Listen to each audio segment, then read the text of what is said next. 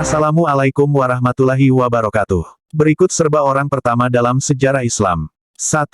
Orang yang pertama menulis bismillah, Nabi Sulaiman alaihissalam. 2. Orang yang pertama minum air zam-zam, Nabi Ismail alaihissalam. 3. Orang yang pertama berkhitan, Nabi Ibrahim alaihissalam.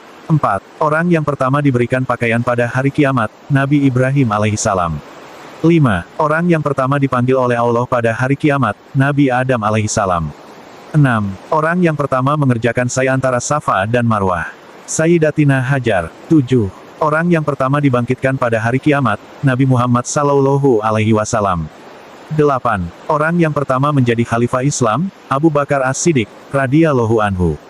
9. Orang yang pertama menggunakan kalender Hijriyah, Umar bin Khattab. 10. Orang yang pertama meletakkan jabatan khalifah dalam Islam, Hasan bin Ali radhiyallahu anhu.